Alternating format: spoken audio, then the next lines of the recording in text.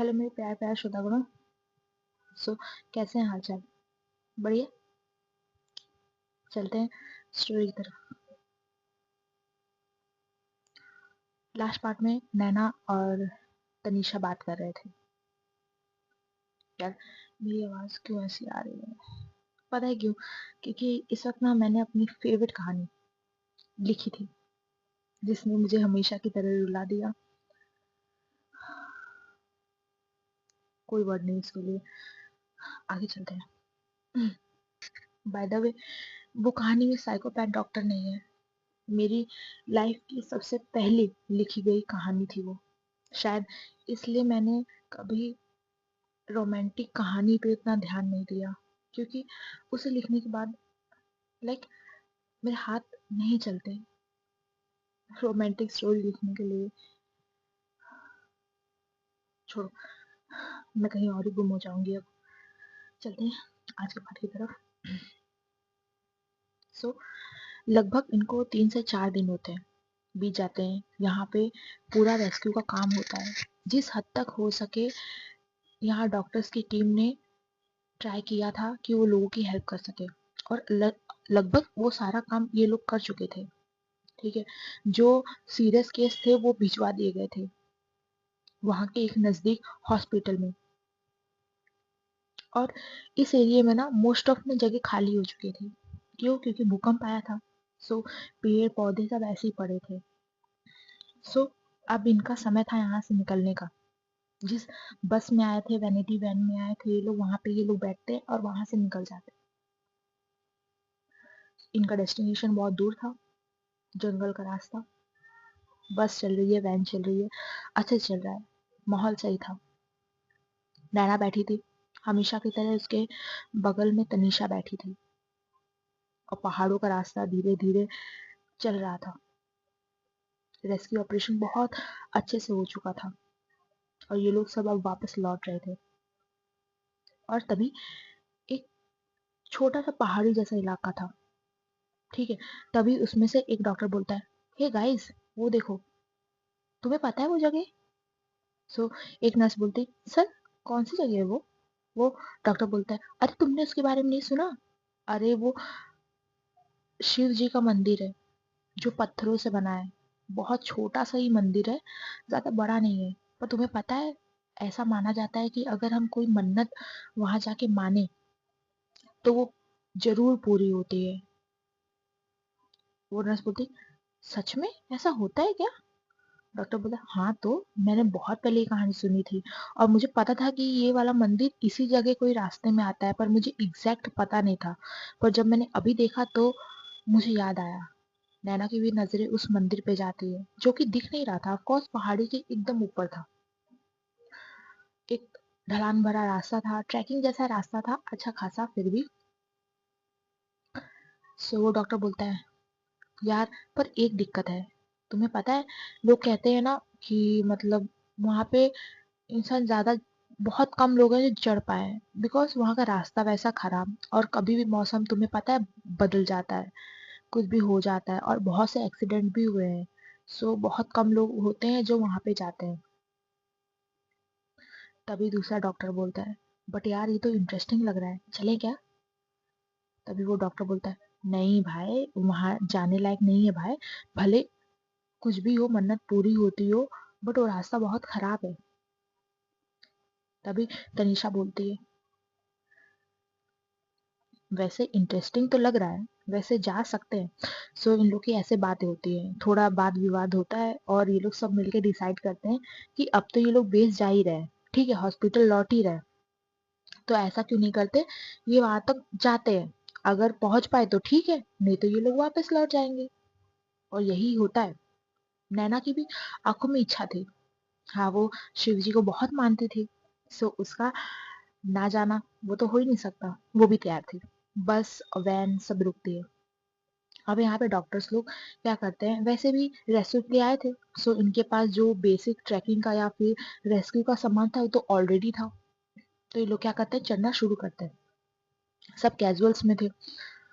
अब ये लोग स्टार्ट करते हैं। नैना भी चढ़ाई स्टार्ट करती है, और नैना के पीछे जस्ट अक्ष चल रही थी। हाँ, अक्ष को देखना था कि गलती से भी नैना का पैर वैर कुछ ना फिसले या फिर उसे कोई भी दिक्कत ना हो, इसलिए वो नैना के पीछे चल रही थी। और ऐसे ही लगभग करते करते ये लोग को 3 साढ़े 3 घंटा हो गए थे। लगभग कह सकते दोपहर हो चुकी थी। हाँ, मोस्ट ऑफ ये लोग चढ़ रहे थे। तभी आधे लोग तो बहुत पीछे रह गए थे, बिकॉज ऊपर चढ़ना बहुत मुश्किल होता है। ठीक है, कुछ लोग थे जो साथ में चल रहे थे, कुछ लोग आगे थे। नैना बहुत थक गई थी क्योंकि वो कल रात सोई भी नहीं थी रेस्क्यू के दौरान। उसे चला नहीं जा रहा था, उसके हाथ कांप रहे थे, साफ दिख रहा था। पर उसका मन था ऊपर तक जाने का, शिव जी के दर्शन करने का। सो वो चले जा रही थी और अक्ष उसे देख रहे थे। वो देख चुकी थी अब नैना की हालत नहीं ऊपर जाने की। यहाँ महर कहते, नैना आर यू ओके? अगर तुम नहीं चढ़ पा रही हो तो रहने दो, रुक जाओ। तनिषा कहती, हाँ यार नैना, रहने दे यार, अगर नहीं हो पा रहा है तो। और यार तनिषा महर इन दोनों की भी हालत बहुत खराब हो गई थी, बट ये लोग चढ़ रहे थे। नैना कहती है, नहीं, हमें हमें जाना है, हमें शिव जी से मिलना है। और नैना बस ये कह के चल रही थी। तभी उसे फील होता है किसी ने उसका हाथ पकड़ा है। हाँ, वो देखती है अक्ष। नैना ने नोटिस किया था जब से वो चल रही है अक्ष उसके पीछे। कहीं ना कहीं वो समझ चुकी थी कि उसकी सेफ्टी के लिए अक्ष उसके पीछे है। तभी अक्ष थोड़ा बेंड होती है। हाँ, उसने कुछ कहा नहीं था, पर नैना समझ चुकी थी कि अक्ष चाहती है कि वो उसके पीठ पे चढ़ जाए ताकि वो उसे पिगी बैग देकर आगे बढ़ जाए। नैना कहती, अक्ष नहीं, आपको पता है ना, आप, ये ढलान भरा रास्ता है, ऊपर से आप भी तो इतना चले हैं, आप भी थक गए होंगे। नैना ये तब कह रही थी जब आसपास कोई नहीं था। ठीक है, यहाँ तनीषा आगे जा चुकी थी, महर भी आगे जा चुके थे, कुछ डॉक्टर थे जो आगे जा चुके थे और बहुत पीछे थे। अक्ष कहती है उसकी तरफ देखकर, चढ़ जाओ, तुम्हारी हर विश पूरी करना, मेरा धर्म है। उसकी आंखें बहुत शांत थी, ऐसा लग ही नहीं रहा था कि वो थक गई हो।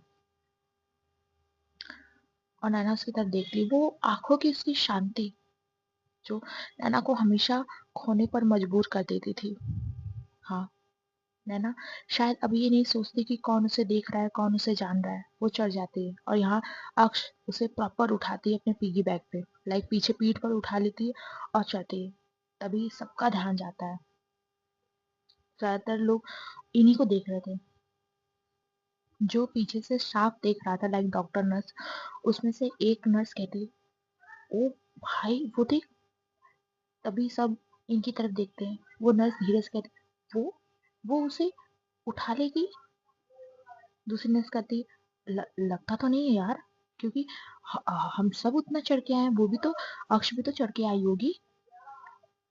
तभी वो डॉक्टर कहता है, नहीं यार उठा लेगी मुझे लग रहा है। वो नर्स कहती, नहीं सर देख लेना, नहीं उठा पाएगी। तभी अक्ष से नैना को उठा लेती है और चलने लगती है। और ये सब हैरान।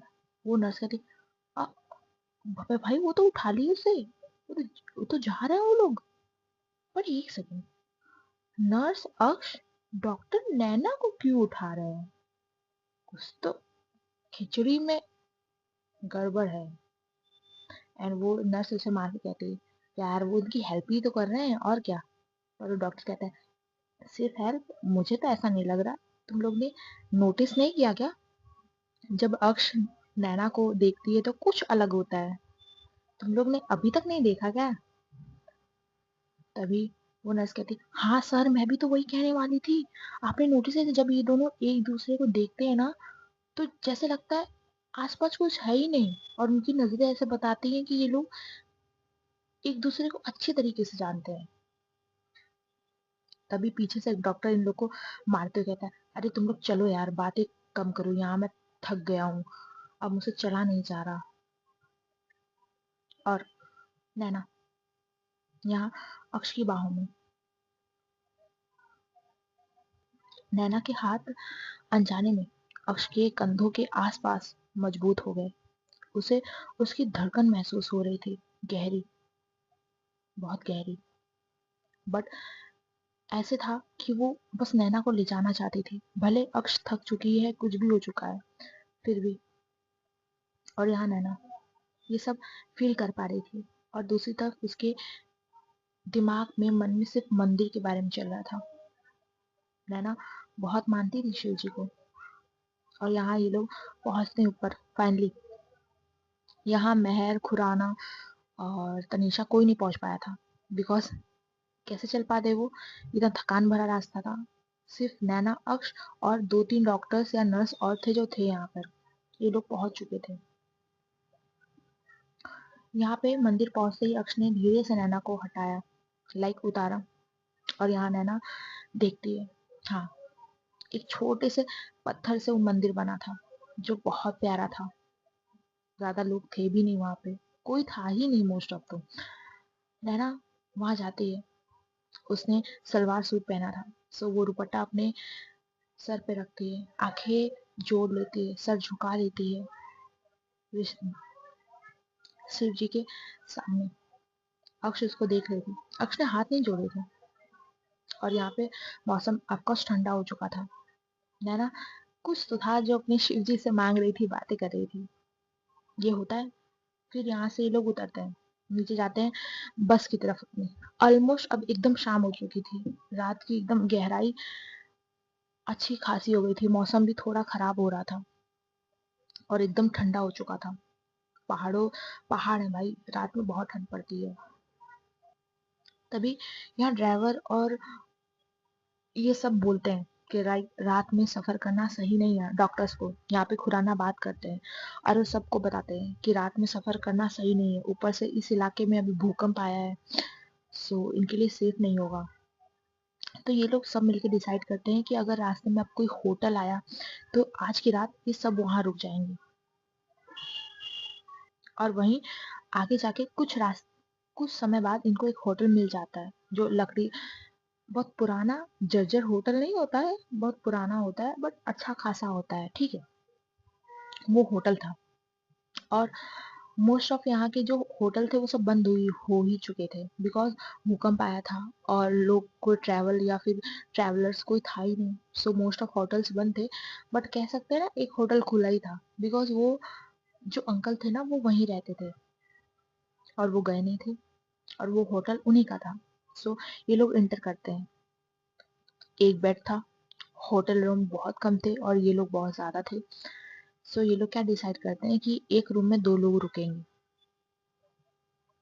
यहाँ पे लकड़ियों की सीढ़ी, बहुत अच्छी खासी, लाइक एकदम पुराना माहौल दे के रखा था, गेटअप, भूत बंगला कह सकते हैं। यहाँ पे रिसेप्शन पे ये लोग ने रजिस्टर किया और ये लोग निकल गए अपने अपने रूम की तरफ, अपनी अपनी कीज लेकर। एक बार नैना और अक्ष दोनों की नजरें मिलते हैं, फिर ये लोग चले जाते हैं। हाँ, नैना तनीषा के साथ रुकी थी और अक्ष एक नर्स के साथ रुकी हुई थी। और यहाँ पे ये लोग अपने रूम में डिनर विनर करते हैं। नैना की आदत थी डिनर करने के बाद वो थोड़ा सा टहलती थी, और शायद रेस्क्यू के बाद ना इतने लोगों को ठीक करके, उन लोग का दर्द देख कर, वो सब चीजें देख के शायद उसका जो दिमाग था ना वो अशांत हो चुका था। पर जब वो मंदिर गई थी, शिव जी के सामने अपना सर टेका था, तो वो कहते हैं ना, एक शांति शांति आ गई थी। सो हमेशा की तरह वो आ जाती है। वो होटल के जस्ट बगल में ही गार्डन जैसा बना था, ठीक है, थोड़ा बहुत लाइक चलने के लिए बनाया हुआ था। नैना वहां आ जाती है।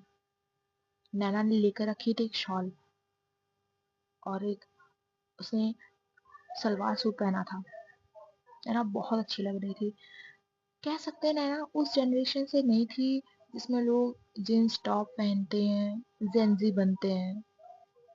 नैना शॉल में जो खूबसूरती थी नैना की, अंदाजा भी नहीं लगा सकता। खुले बाल, सलवार सूट, ऊपर से वो शॉल, कितना खूबसूरत नैना को उस वक्त बना रहा था, बहुत ज्यादा। और वो टहल रही थी। नैना को वो चीजें याद आ रही थी जब वो शिव जी के सामने जो मांग रही थी, जो कह रही थी, जो बातें कर रही थी, वो लफ्ज उसके कानों में गूंज रहे थे। भगवान जी, क्या हम सही कर रहे हैं ना? पता नहीं क्यों अक्ष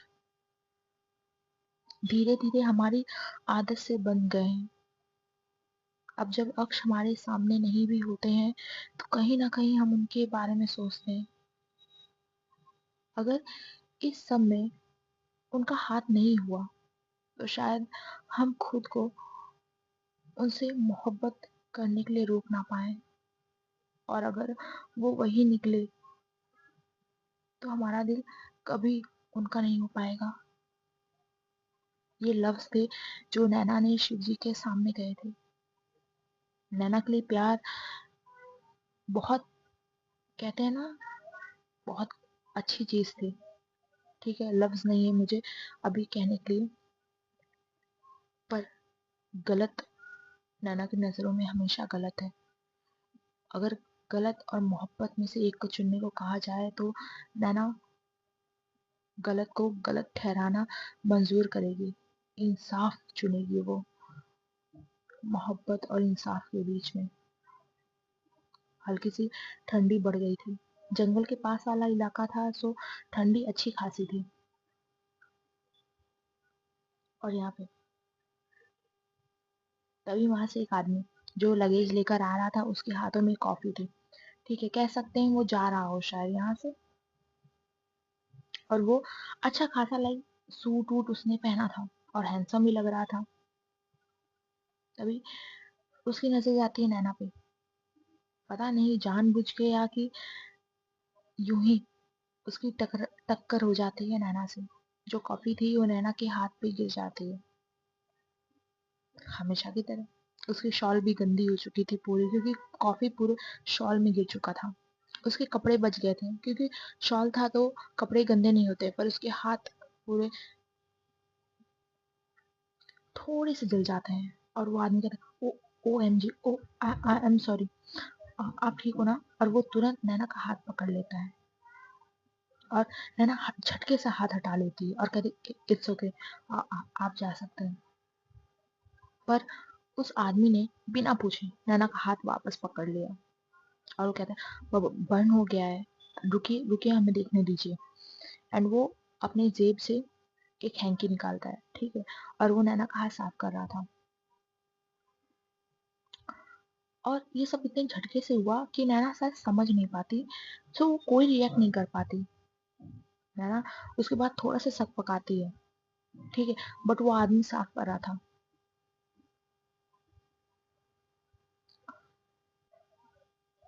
और वो आदमी वो कहता है यार आपकी स्किन तो कितनी सॉफ्ट है। शायद नैना कुछ कर पाती उससे पहले उस आदमी ने ना नैना की जो हाथ है ना उसे चूम लिया था, ये कहते हुए। हाँ, वो आदमी थोड़ा सा फ्लर्टी नेचर का था और नैना इतनी चौंक गई थी कि वो तुरंत उससे हाथ हटाती है। उसने बस हल्का सा नैना के हाथों पर किस किया था, बहुत हल्का सा छुआ था, सिर्फ एक सेकंड के लिए। पर नैना के लिए वो सेकंड काफी था उसको गुस्सा दिलाने के लिए। और नैना तुरंत कहती एक्सक्यूज मी, क्या आप किसी को भी ऐसे छू नहीं सकते हैं? क्या आपका दिमाग खराब है? आप कर क्या रहे हैं? और नैना का दिल तेज से धड़कने लगा था। जब वो इंसान से बात कर रही थी तब नहीं, जब उसकी नजरें उस इंसान के पीछे गई थी, गार्डन के एक अंधेरे हिस्से में एक परछाई खड़ी थी, बिल्कुल चुप, बिल्कुल शांत। हाँ, उसकी आंखें एकदम लाल थी और गुस्सा इस हद तक कि उसके सर की नसें तक दिख रही थी। वो थी अक्ष, जो इस वक्त नैना को देख रही थी।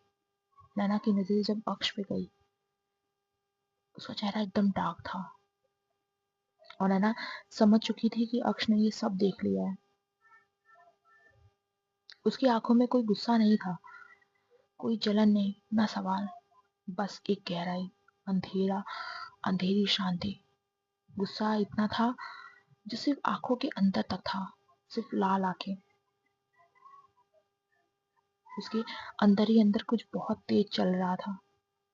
और यहाँ नैना की सांसें अटक गई थी और उसके मुंह से सिर्फ इतना निकला था, अक्ष। उसके होठ हिले पर आवाज नहीं निकली। अक्ष ने एक पल नैना को देखा, फिर उस आदमी को, और बिना कुछ कहे वो मुड़कर चली गई वो जंगल वाले हिस्से में, सीधा अंधेरे की तरफ, जैसे वो कभी यहाँ खड़ी ही ना हो। नैना का दिल जोर से धड़कने लगा और वो अक्ष अक्ष कह के उसके पीछे भागती है और वो आवाज भी लगाती है, पर कोई जवाब उसे नहीं मिलता। वो आदमी नैना को रोकने की कोशिश तो करता है, पर नैना अब नहीं सुनती किसी की। और नैना चिल्लाई थी, अक्ष सुनिए, अक्ष प्लीज। उसकी आवाज कांप रही थी, पर उससे दूर होते हुए कदमों की आवाज बस पीछे रह जाती है। नैना को पहली बार डर महसूस हुआ। एक अजीब सा डर था जो उसके दिल में था। उसके पसीने तक छूट रहे थे इस वक्त, क्योंकि जो नजरें उसने अक्ष की देखी थी, जो भी नजरें उसने आज तक देखी थी, उससे एकदम अलग थी। बहुत अलग, बहुत डरावनी, कुछ ऐसा जो शायद इंसानियत में आता ही नहीं हो। ऐसा कि जैसे उसकी सारी फीलिंग्स मर चुकी हो, ऐसा कि कोई मरा मुर्दा, कोई कोई एहसास नहीं, कुछ नहीं। और नैना को ये बात डरा रही थी, और वो बहुत खामोशी से गायब हो गई। नैना यहाँ पे, वो जान चुकी थी कि अब कुछ गलत होने वाला है, और वो सीधा भागती है अपने रूम की तरफ। हाँ, वो फोन नहीं लाई थी। वो अक्ष को फोन करना चाहती थी, उसे बुलाना चाहती थी, क्योंकि अक्ष जंगल में जा चुकी थी और नैना को ढूंढते बगैर भी वो अक्ष को ढूंढ नहीं पाई थी। और वो इंसान जो अपना लगेज लेकर गाड़ी में बैठ जाता है, गाड़ी की तरफ निकल रहा था। हाँ, उसकी जो गाड़ी थी ना, वो थोड़ी दूर पार्क थी, क्योंकि होटल में ना पार्किंग की जगह नहीं थी, क्योंकि बहुत छोटा होटल था ना, सो कह सकते हैं वो वहां पे चला गया था। और वो शायद फोन में अभी भी किसी से बात कर रहा था। तभी तभी उसके हाथों से वो लगेज छूट जाता है। क्यों? क्योंकि एक कपड़ा उसके चेहरे पे पूरा ढक दिया गया था। उसे समझ नहीं आ रहा था क्या हुआ। किसी ने उसका हाथ पकड़ के नीचे धक्का दिया। वो आदमी समझ पा रहा था कि जैसे किसी ने उसको धक्का दिया है बहुत बहरे में से, और वो जमीन पर गिर चुका था। किसी ने उसके जस्ट हाथों पे अपना पैर रखा है। वो आदमी छटपटा रहा था, कौन है? छोड़ दे, नहीं तो मैं तेरे को बताऊंगा, तू जानता भी है मैं कौन हूँ। बट उसकी चीखें वहीं तक रह गई थी। उस आदमी को थोड़ा सा डर तो फील हुआ, पर उसने किया, तू कौन है? तुझे जितने पैसे चाहिए ना मैं दूंगा, तो बस मुझे यहाँ से छोड़ दे। पर शायद उसकी किस्मत आज उतनी अच्छी नहीं थी,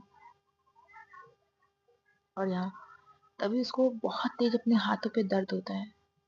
जिस राइट हैंड से उसने नैना का हाथ पकड़ा था, उस पे उसे फील हुआ कि किसी ने पत्थर मारा है। हाँ, एक अच्छा खासा, ठीक है, हाथ बराबर का पत्थर था। उस आदमी की जो उंगलियां हैं, उस इंसान ने थोड़ी सी टेढ़ी की और उस पे मारने लगा पत्थर। बहुत खौफनाक था, बहुत डर था। दर्द इस हद तक था कि वो इंसान की नसें तक लाल हो गई थी, पूरा पसीना, वो चीख रहा था, वो तड़प रहा था। और वो थोड़ा सा जंगल वाला इलाका भी था। उसके जो नाखून नाखून थे सब फट चुके थे, निकल चुके थे। उसकी उंगली पूरी टेढ़ी हो चुकी थी, और जो खून बह रहा था वो अलग। और उसको तब तक मारते गया, तब तक मारते नहीं गया कि सामने वाला का गुस्सा जब तक ठंडा नहीं हुआ। वो आदमी की बहुत चीखें गूंज रही थी, पर उस इंसान ने उसपे रहमी नहीं बरती एक भी पल के लिए। उसे वो दर्द फील कराया जो उस इंसान को हो रहा होगा जब उसने नैना का हाथ पकड़ा था। हाँ, यहाँ चलते हैं दूसरी तरफ। नैना भागते आती है तनीषा के रूम में, अपने रूम में। तनीषा फोन उठाती है और फटाफट अक्ष को करती है। हाँ, अक्ष फोन नहीं उठा रही थी। तनीषा कहती, क्या हुआ नैना, तू इतनी डरी हुई क्यों है? नैना कहती, हाँ, हाँ, पता नहीं, पता नहीं अक्ष कहाँ चले गए हैं। तनीषा कहती, व्हाट? क्या हुआ? पहले तू बैठ यहाँ पे, शांत, काम हो जा। हाँ, अब बता। तभी नैना उसे सब बताती है। तनिषा कहती, अरे यार वो थोड़ा बहुत गुस्सा हो गई होगी तो चली गई होगी, इसमें क्या है, आ जाएगी, तो इतना क्यों टेंशन ले रही है। नैना कहती, नहीं तनु तनु, आपने उनकी आंखों का गुस्सा नहीं देखा, वो बहुत ज्यादा गुस्सा थे। तनिषा कहती, अरे हो गया ना यार, वो थोड़ा जेलस हो गया होगा, इसमें क्या, वो आ जाएगा, इतना टेंशन क्यों ले रही है, रुक, अगर तेरे को ज्यादा टेंशन है तो हम दोनों चले ढूंढने के लिए। हाँ। सो ऐसे ही नैना फोन लगा रही थी और तनीषा उसे काम कर चुकी थी, नैना काम हो भी चुकी थी। कहते हैं लगभग 20-25 मिनट बाद दरवाजा खुलता है। हाँ, तनीषा ने खोला था। जैसे वो सामने वाले शख्स को देखती है, तनीषा का मुंह खुला खुला रह गया था। सामने वाले इंसान, white shirt, black jeans, silver watch, बाल खुले हुए जो आंखों में आ रहे थे, और जब हवा चल रही थी तो उससे उड़ रहे थे, और उड़ते वक्त जो बालों के बीच से जो ग्रे आंखें है ना वो झांक रही थी, जो सीधा रूम के अंदर जा रही थी देखने के लिए, और शर्ट की सामने की 2 बटनें खुली हुई थी। मस्कुलर फिगर दिख रहा था प्रॉपर। और यहाँ तनिषा की तो जैसे सांसें रुक गई थी उसको देखकर। हाँ, अक्ष थी जो बेहद खूबसूरत, पर इस हद तक खतरनाक थी कि शायद आज तनिषा ना ही बोले तो उसके लिए बेहतर होगा। और उस इंसान की, सॉरी, अक्ष की जो मुट्ठियां है ना बहुत कसी हुई थी, जैसे कुछ तोड़ देना चाहती हो। तभी नैना की भी नजरें अक्ष पे जाती है।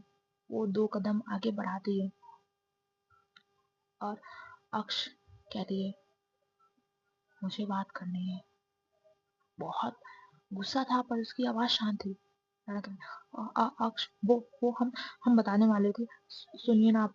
अक्ष कहती है वापस, हाँ मुझे बात करनी है नैना, वो भी अकेली। तनीषा ने एक पल अक्ष को देखा और बिना कुछ पूछे नैना की तरफ देखा। नैना समझ चुकी थी बहुत कुछ गलत होने वाला था। तनीषा नैना कहती, तनीषा, आप अक्ष के रूम में आज रुक जाइए प्लीज, हम बात कर लेते हैं। और तनीषा भी जानती थी ये दोनों की शादी हो चुकी है, सो उसे दिक्कत तो बहुत थी, पर अब नैना ने कह दिया है, सो तनीषा कुछ कर नहीं सकती थी और वो वहां से निकल जाती है। अक्ष अपने कदम बढ़ाती है, बहुत शांत थी उसकी कदमें, पर नैना फील कर पा रही थी जैसे वो रूम थोड़ा सा ठंडा हो चुका हो।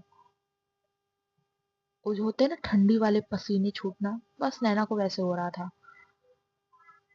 और यहाँ अक्ष ने दरवाजा बंद कर लिया था और यहाँ नैना अपनी एक कदम आगे बढ़ाती हुई कहता है, अक्ष। उसने बस उसका नाम लिया। अक्ष ने कोई जवाब नहीं दिया। उसकी नजरें जब से वो इस कमरे में आई थी, ठीक है, जब से बाहर से खड़ी थी, उसने ना तनीषा को देखा था ना नैना को देखा था, बस नैना के उस हाथ को वो देख रही थी। अगले ही पल वो आती है, उसने नैना को वो हाथ पकड़ लिया था कलाई से, और इस हद तक कस के पकड़ा था कि नैना को बहुत दर्द हो रहा था, बहुत हार्श, बहुत हार्श। और वो उसे बाथरूम खींच कर ले जा रहे थे बिना देखे, जैसे किसी और से बात कर रही हो। वो कैसे कैसे हाथ लगा सकता है, वो तुम्हें हाथ कैसे लगा सकता है। और अब नैना क्या करती है, जो स्क्रबर होता है ना जिससे बॉडी मतलब साफ करते हैं, सो उसने क्या किया था ना, इतनी टाइट से वो नैना का हाथ रगड़ रही थी, ठीक है, बेसिन के ऊपर रख के। नैना को जो हद तक दर्द हो रहा था, पहले तो वो अक्ष के गुस्से से नैना कुछ कहती नहीं, पर जब हद से ज्यादा दर्द बढ़ जाता है तो वो आंसू भरी निगाहों से अक्ष को देख रही थी। और अक्ष, हाँ, हाथ कैसे लगाया उसने तुमको, हाँ, यही लगाया था ना हाथ, यही लगाया था ना, कैसे लगाया था हाथ। और अक्ष का पागलपन नैना देख पा रही थी। नैना बहुत डर जाती है क्योंकि कुछ भी हो, आज तक नैना ने अक्ष को ऐसे खुद के साथ कभी नहीं देखा था। और नैना कहती, अक्ष, हमें हमें दर्द हो रहा है। यहाँ नैना की आवाज बहुत धीमी थी और हल्की सी कांप भी रही थी, बट वो नैना का कहना कि हमें दर्द हो रहा है अक्ष को वहीं रुकने पर मजबूर कर देती है। उसका पागलपन जो एकदम बाहर आ चुका था, पर नैना के आंसू उसको रोक देते हैं। अक्ष की सांसें बहुत तेज थी, जबड़ा अभी भी कसा हुआ था। वो नैना की तरफ देखती है, नैना नैना नैना, तुम्हें तुम्हें दर्द हो रहा है, माफ कर दो नैना, माफ कर दो। अरे मैं एक गलती से हो गया था। और इस पॉइंट पे इस पॉइंट पे जो अक्ष स्क्रबर फेंकती है और वो तुरंत दूसरी इंसान बन जाती है। लाइक जो गुस्सा पागलपन था वो तुरंत फिक्र में बदल जाता है। वो अक्ष का नैना को वो हाथ पकड़ती है, उसे उसे पता है, अपने जस्ट गालों पे रख के रब करे, नैना नैना नैना नैना, मैंने नहीं किया, वो गलती से हो गया नैना। मैं तुम्हें कभी दर्द नहीं पहुंचा सकती ना नैना। मैं तुमसे बहुत प्यार करती हूँ, तुमसे बहुत प्यार करती हूँ। और यहाँ नैना नैना क्या फील करे नैना को समझ नहीं आ रहा था, क्योंकि वो अक्ष का ये रूप पहली बार देख रही थी, जो उसने कभी इमेजिन तक नहीं किया था। क्या अक्ष ऐसे बिहेव कर सकती है? और नैना समझ चुकी थी कि अक्ष के साथ ना वो ट्रॉमा में है। नैना ये जानती थी। सो नैना अपने आंसू पोंछती एक हाथ से उसे काम कर रही थी, उसके सर पे फेर रही थी। अक्ष, कुछ नहीं, नहीं दर्द हो रहा हमें, आप शांत हो जाइए। ये कह के नैना अक्ष को ले आती है रूम में और वो उसको बैठाती है अक्ष को बेड पे। वो उसे पानी देती है। अक्ष, नैना का पूरा हाथ कह सकते हैं एकदम लाल हो गया था। पहले तो कॉफी से जल गया था, उस पे अक्ष ने इतना जोर से स्क्रबर रब कर दिया, किसी किसी जगह तो उसके हाथों से खून भी बह रहा था थोड़ा थोड़ा। पूरा हाथ छिल चुका था ऑलमोस्ट। पर अपने दर्द को नरम हटाते हुए वो अक्ष को पानी देती है, उसे शांत करती है। तभी फोन की आवाज आती है। हाँ, ईराना की फोन की आवाज थी। जो अक्ष की नजरें जाती है टेबल पे जहाँ पे नैना का फोन रखा था, और उस पे नाम फ्लैश कर रहा था, राहुल। अक्ष, जो अभी तक एकदम कह सकते हैं ना बच्ची बन गई थी, उसे दर्द हो रहा था नैना को जख्म देने का, वो फिर से डार्क हो जाता है। बट इस बार जो डार्क होता है वो और ज्यादा खतरनाक होता है, क्योंकि वो उसके इमोशंस इतनी जल्दी बदल रहे थे कि इस वक्त वो हाई पॉइंट पे थे उसकी इमोशंस। नैना की नजरें भी फोन पे गई और फिर उसने अक्ष को देखा। वो कहते हैं ना झुनझुनी चढ़ाना, इस हद तक दर्द, डर होना। नैना वो डर फील कर पा रही थी। और नैना कहीं ना कहीं जानती थी अक्ष उससे प्यार तो करती है, पर वो नैना आज तक उसकी हद नहीं देख पाई थी उस पागलपन की।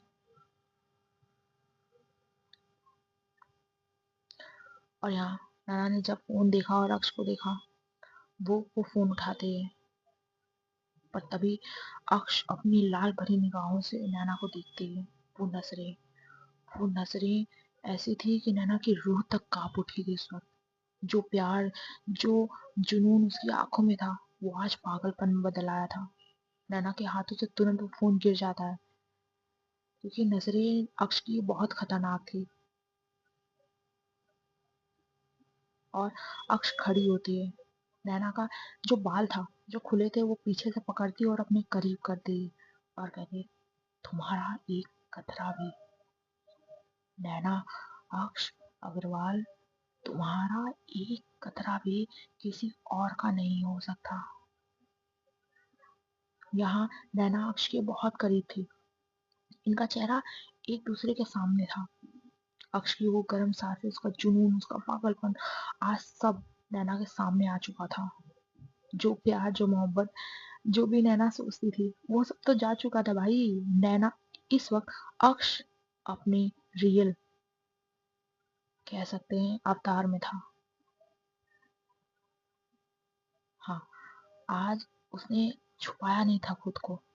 आज शायद कहते हैं ना, जब पागलपन हद से बढ़ जाता है, ठीक है, जब प्यार, जब नफरत और पागलपन हद से परे हो जाता है, बढ़ जाता है, तब इंसान अपनी बुद्धि खो देता है। अक्ष बहुत स्मार्ट थी, वो सब कुछ प्लान करती थी, सब कुछ। पर जब जब उसका गुस्सा, उसका पागलपन, उसका जुनून बढ़ता है, तब वो शायद अपनी सारा दिमाग, अपनी सारी, कह सकते हैं, सब कुछ भूल जाती थी। और यही हुआ था। और आज नैना ने सच में अक्ष का वो पागलपन देख लिया था। आज अक्ष को फर्क नहीं पड़ रहा था कि नैना अगर उसका ये रूप देखी तो वो उससे मोहब्बत नहीं कर पाएगी, प्यार नहीं कर पाएगी। नहीं, जो भी हो, आज नैना को देखना होगा। जो उसने किया है, नैना को वो सहना भी होगा। नैना अक्ष का वो रूप देख रही थी जिसमें सब गुस्सा नहीं था, पागलपन से ज्यादा नैना के लिए ऑब्सेशन था।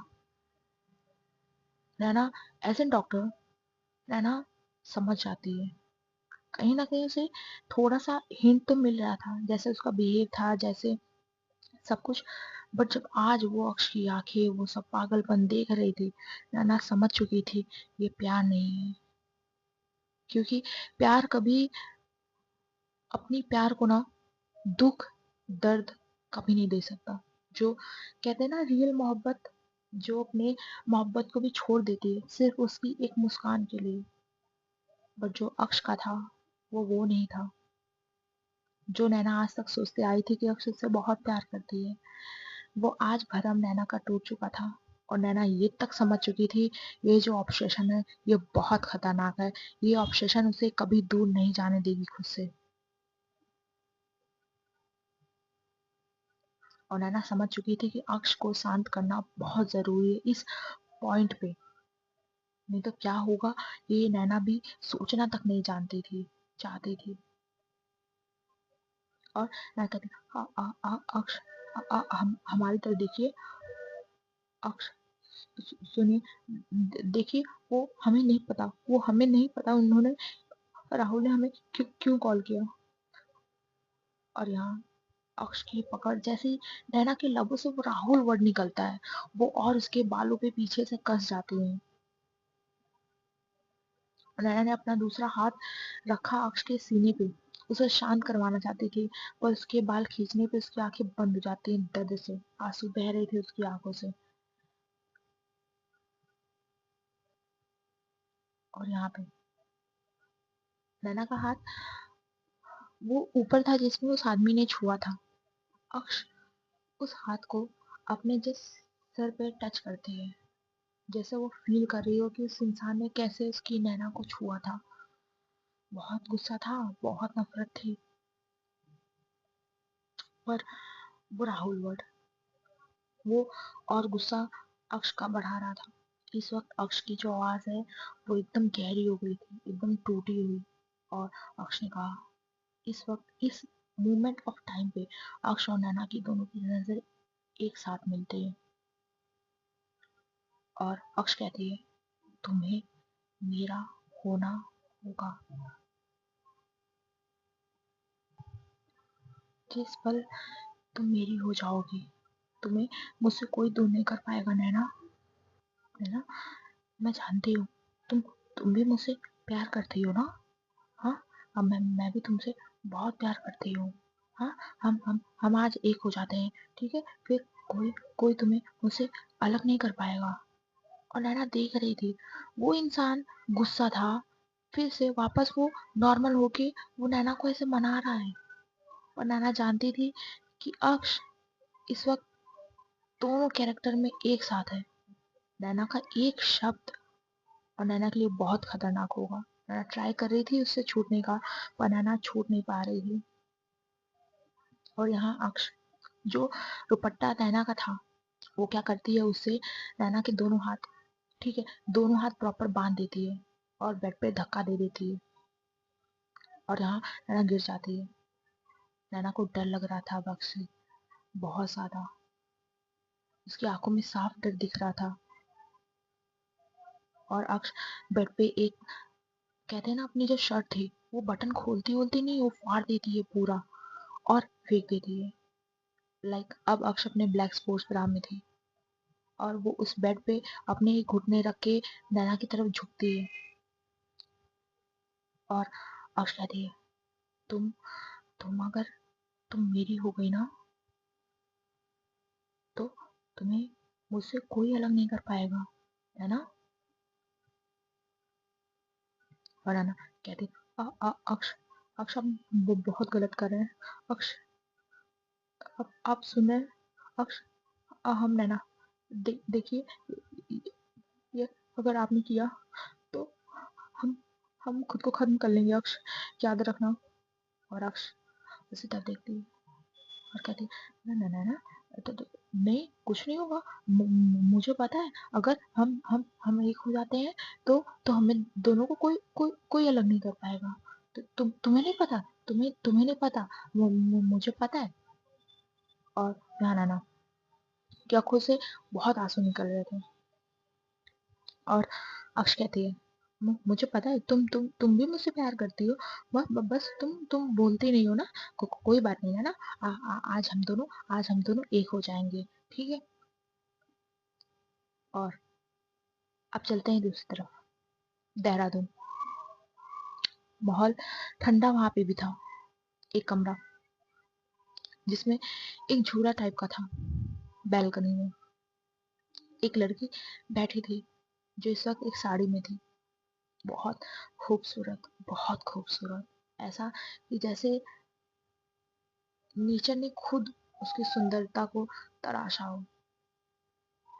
तभी उस कमरे में एंटर सॉरी उस लड़की ने फोन उठाया और एक नंबर पर डायल किया।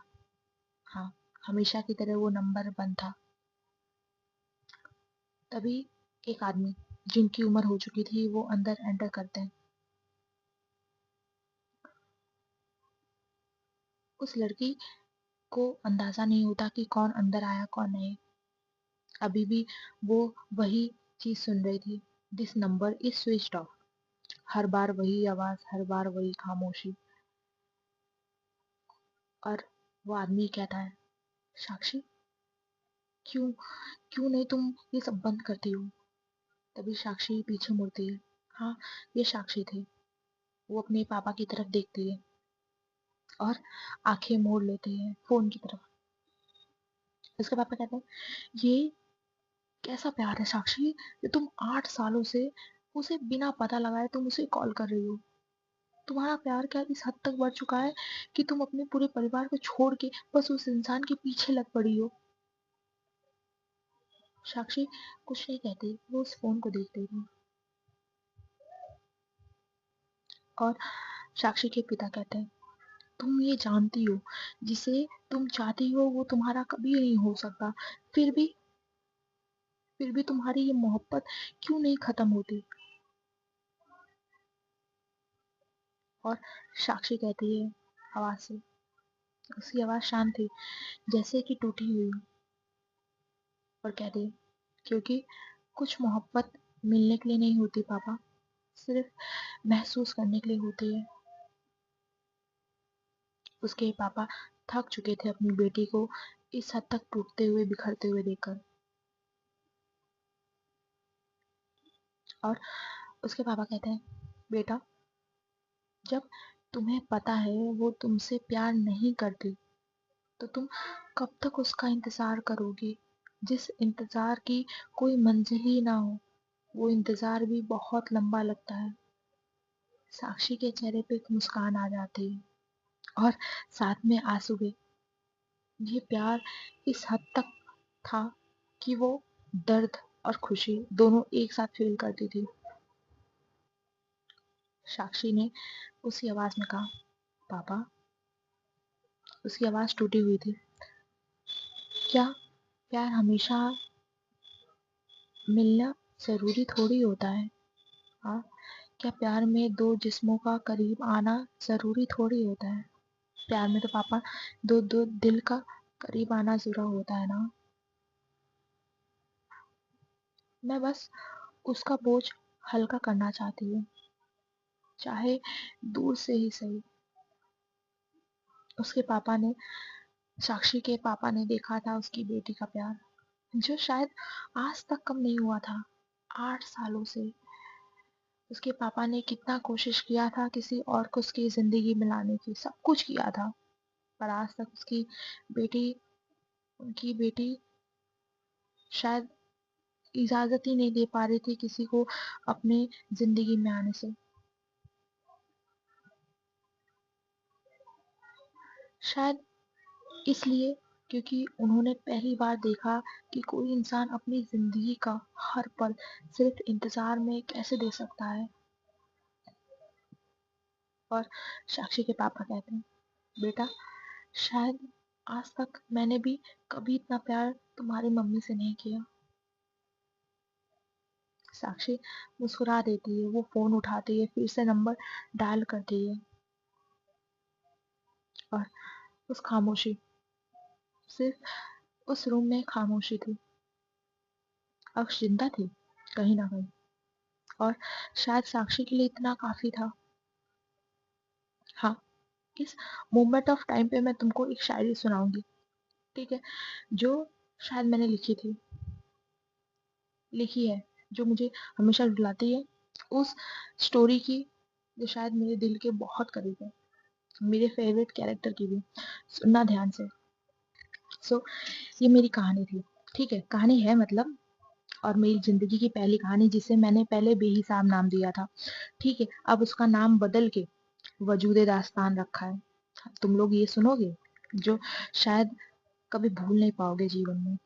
उसकी 2 लाइनें, ठीक है, जो साक्षी पे फिट बैठती हैं, ठीक है, सुनना। जी, जो कहानी मेरी हमेशा रोने की वजह बना था, उस कहानी की 2 लाइन, ठीक है। कैसे कर लूं नफरत, कैसे कर लूं नफरत उस मोहब्बत से, जिस मोहब्बत ने जीना सिखाया, मरना भी सिखाया। वो लड़की जिसे बेइंतहा चाहता था उसने, वो लड़की जिसे बेइंतहा चाहा था उसने, कभी समझ ही ना पाई कि उसके लिए कोई खुद को मिटा रहा था, उसकी मोहब्बत पर अपनी जिंदगी हार दी, और उसे खबर तक ना हुई कि कोई सांस सांस उसकी उसे पुकार रहा था। वो कहती रही ये सिर्फ मोहब्बत है, पर उसे क्या पता था कि ये मोहब्बत धीरे धीरे जुनून बन रही थी। ना उसने उसके दर्द को पहचाना, ना उसके खामोश आंसुओं को सुना, और जब समझना चाहा तब देर हो चुकी थी। वो लड़की मर चुकी थी। क्या कहानी खत्म हो गई? नहीं, शायद कहानी उसकी मौत से शुरू हुई थी।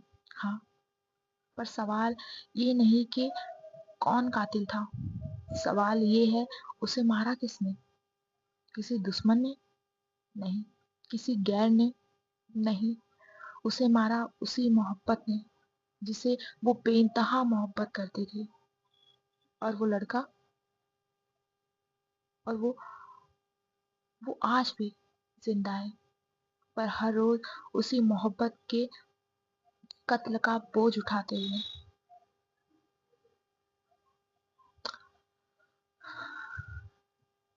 हाँ गाइस, ये कहानी मैंने तब लिखी थी ना, जब शायद मुझे गर्ल्स लव, ठीक है, एलजीबीटी की कम्युनिटी कुछ नहीं पता था। शायद इसी कहानी ने ना मुझे रोमांटिक स्टोरी बनाने से ना रोक दिया। बिकॉज भाई, मैं नहीं लिख पाती इस कहानी को। जब जब मैं लिखती हूँ ना, मेरे हाथ कांपते हैं, मैं रो देती हूँ। एज एन राइटर मैं इसे इतना फील कर पाई। ये स्टोरी आएगी, आई एम टेलिंग यू, ये मेरे जीवन की पहली स्टोरी है, and the best story of my life till now, अभी तक। और जो चैनल मेरा मोनेटाइज हुआ, ठीक है, इन दोनों में से, उसमें ये स्टोरी आएगी। हाँ, वजूद दास्तान।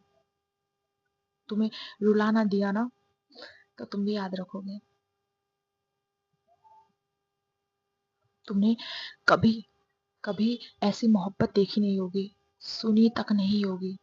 और तुम्हें क्या लग रहा है ये कहानी सिर्फ एक इंसान की है? नहीं। दो इंसान की है? नहीं। तीन इंसान की है। और सही सही कहें तो सिर्फ एक इंसान की है। आज का पार्ट यहीं रखते हैं, मिलते हैं हमारे नेक्स्ट पार्ट में। बाय बाय, जय राम सिया राम। और नेक्स्ट पार्ट थोड़ा सा खतरनाक होने वाला है, जैसा तुम लोग ने अंदाजा लगा ही लिया होगा। सो मिलते हैं, बाय बाय।